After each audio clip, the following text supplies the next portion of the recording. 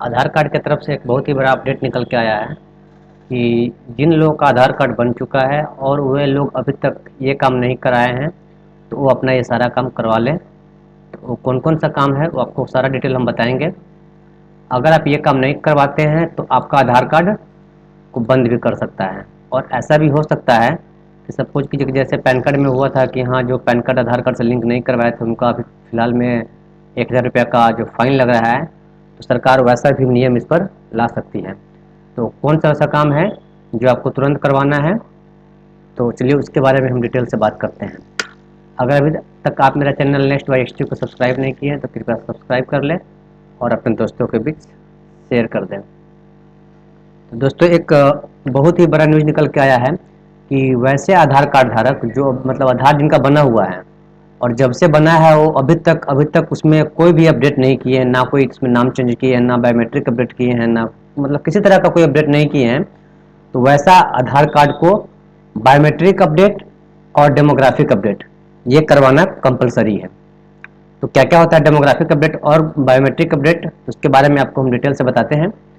तो आप सपोज कीजिए डेमोग्राफिक अपडेट में क्या हो गया, जैसे आपका आधार कार्ड में नाम चेंज करना है, जन्मतिथि चेंज करना है, पता चेंज करना है, मोबाइल नंबर चेंज करना है और ईमेल आईडी। अगर इतनी सारी डिटेल अगर आपको अपडेट आधार कार्ड में करना है तो ये आपका डेमोग्राफिक अपडेट होता है। तो ये आपको अपडेट करवाना ज़रूरी है।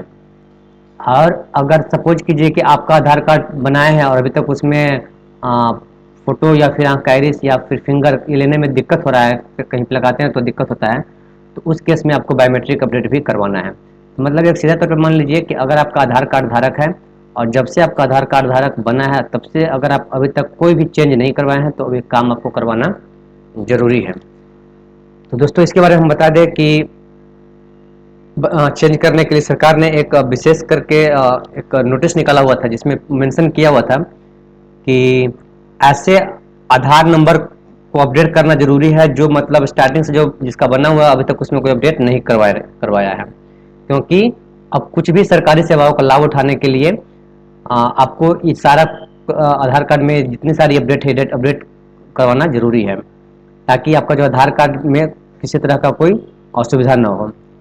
तो इसके लिए आधार कार्ड ने ये साफ कह दिया है कि जिनका आधार कार्ड 10 वर्ष पूर्व बनवाया था या मतलब जब से ही बनवाया था उसके बाद कोई भी अगर अपडेट नहीं करवाया है तो आधार कार्ड में आपको दो डॉक्यूमेंट, एक प्रूफ ऑफ आइडेंटिटी और एक प्रूफ ऑफ एड्रेस, ये दोनों डॉक्यूमेंट सबमिट करके आपको आधार कार्ड को दस्तावेज जमा करना होगा, तब आपका आधार कार्ड जो होगा वो वैलिड माना जाएगा।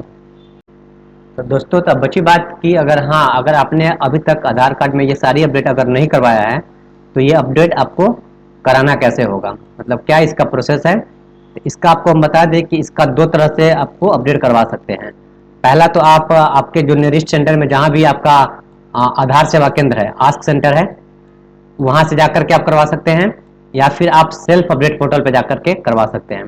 तो सपोज कीजिए कि अगर आपका नज़दीक में ही कोई आधार सेवा केंद्र है तो वहाँ जाकर के आप अपना प्रूफ ऑफ आइडेंटिटी और प्रूफ ऑफ एड्रेस, मतलब जो इसमें आपका प्रूफ ऑफ आइडेंटिटी में आपका नाम हो गया, जन्म तिथि हो गया, इसका जहाँ पे ये डिटेल होगा वो जाके जमा करना होगा, और प्रूफ ऑफ एड्रेस में जिस पे आपका प्रूफ ऑफ एड्रेस मतलब पता लिखा होगा वो आपको सबमिट करवाना होगा। तो एक बात और बता दें कि जैसे आधार कार्ड की तरफ से एक क्लियरली मेंशन करके आया हुआ है कि अगर आप आधार कार्ड धारक है तो आपको प्रत्येक 10 साल पर आपका बायोमेट्रिक डाटा को अपडेट करना कंपलसरी दिया गया हुआ है। मतलब अगर आप आधार कार्ड बनाए हैं तो आपको प्रत्येक 10 साल पे आपको क्या कर रहा है, बायोमेट्रिक डाटा जैसे कि फोटो हो गया, आँख का आइरिस हो गया और फिंगर, ये तीन चीज आपको अपडेट करवाना कंपलसरी है। आधार कार्ड की तरफ से एक और अपडेट निकला हुआ है कि सपोज कीजिए कि जो जिस टाइम पे पहला बार आधार कार्ड बनता था तो उस टाइम पे यूजर इंटरफेस इस टाइप का होता था, मतलब कि आधार कार्ड का जो लुक था वो इस टाइप का था। तो अब क्या कर दिया सरकार ने, टाइम टू टाइम इसको अपडेट किया। पहले ऐसा था, उसके बाद फिर इसने सेकेंड नंबर पे ऐसा लाया, फिर इसको इस तरह का लाया। अब जो लेटेस्ट में आधार कार्ड है वो इस तरह का आपका मिलता है, जहाँ पे आपका इस साइड में नाम, डेट ऑफ बर्थ और आप मेल है फीमेल ये चीज़, इधर आपका एड्रेस लिखा हुआ होता है हिंदी और इंग्लिश में। उसके नीचे आपका दोस्त जो होता है आधार नंबर लिखा होता है और उसके ही नीचे 16 अंकों का वर्चुअल आइडेंटिफिकेशन नंबर मतलब VID नंबर लिखा हुआ होता है। अगर इस टाइप का यूजर फेस आपके आधार कार्ड में है तो ये आपका आधार कार्ड लेटेस्ट का है। और सरकार ये आप लोग को सलाह देती है कि अगर आप यूज करते हैं आधार कार्ड तो जिस आधार कार्ड का इंटरफेस मतलब जो आधार कार्ड इस तरह का दिखता है वैसा ही आधार कार्ड को यूज करना है। चलिए हम लोग अब बात करते हैं कि आप अपडेट कैसे करा सकते हैं अपने आधार कार्ड में जो प्रूफ ऑफ आइडेंटिटी है और प्रूफ ऑफ एड्रेस है। दोस्तों अगर अभी तक आप मेरा चैनल नेक्स्ट वाइस्ट को सब्सक्राइब नहीं किए हैं तो कृपया करके इसको सब्सक्राइब कर लें और अपने दोस्तों के बीच शेयर कर दें। चलिए आपको हम ले चलते हैं कि आप सेल्फ अपडेट पोर्टल पे आपको उस आधार कार्ड को कैसे करेंगे। तो सबसे पहले आपको वेबसाइट पे जाकर के आपको सर्च करना होगा myAadhar.uidai.gov.in पे जाकर के आपको सर्च करें तो इस तरह का इंटरफेस खुलेगा। तो यहाँ पर आपको जो लॉगिन बटन दिया हुआ है यहाँ पे लॉगिन बटन पर क्लिक कीजिएगा तो इस तरह का आपका आएगा। इसमें आपको यहाँ पर आधार नंबर मेंशन करना है, फिर आपको यहाँ पे कैप्चा मेंशन करना है। तो चलिए आधार कार्ड मेंशन करते हो। तो कैप्चा मेंशन करने के बाद आपको रिसेंट ओटीपी पे क्लिक करना पड़ेगा। तो ओटीपी गिरेगा उसको आपको यहाँ पे इंटर करना है और इसके बाद ये करने पर आपको इस तरह का आधार कार्ड का यूजर इंटरफेस खुलेगा। तो दोस्तों यहाँ पर जैसे देख रहे हैं कि आपको क्लियरली यहाँ पर मेंशन किया हुआ है सबसे नीचे में डॉक्यूमेंट आधार अपडेट, मतलब यहाँ पर आकर के इसमें आपको क्लिक करना होगा और यहाँ जाकर के नेक्स्ट, फिर आपको बाद यहाँ पर मेंशन किया हुआ है click here to upload your proof of identity and proof of address document, मतलब प्रूफ ऑफ आइडेंटिटी इसमें जैसे आपका हो गया वो क्या क्या डॉक्यूमेंट होगा मैं आपको बताऊंगा। In this step, you will be asked to upload the valid proof of identity and proof of address documents that contain verified details confirmed in step 1। मतलब ये दोनों प्रूफ ऑफ आइडेंटिटी और प्रूफ ऑफ एड्रेस दोनों आपको update करना है, upload करना है और उसके लिए आपसे क्या करेगी सरकार 25 रुपये का चार्ज करेगी। तो चलिए इसके बाद हम आगे नेक्स्ट पे क्लिक करते हैं। आप सपोज कीजिए कि जैसे यहाँ पे आपका डिटेल दिख रहा है, नाम, आपका जेंडर कौन सा है सो और डेट ऑफ बर्थ और आपका एड्रेस क्या है। तो इसमें हमको अपडेट करने के लिए यहाँ पे I verify that above details are correct इस पर करके नेक्स्ट पे करेंगे। तो इस तरह का ये ऑप्शन खुलेगा। यहाँ पर आपको देखिए ये आपका प्रूफ ऑफ आइडेंटिटी है, मतलब पीओआई में आपका फोटो आइडेंटिटी कार्ड कुछ भी होना चाहिए। इतने सारे डॉक्यूमेंट जो दिया हुआ है इसमें से आपको कोई भी डॉक्यूमेंट अगर आपके पास है तो इस कार्ड अपलोड कर सकते हैं।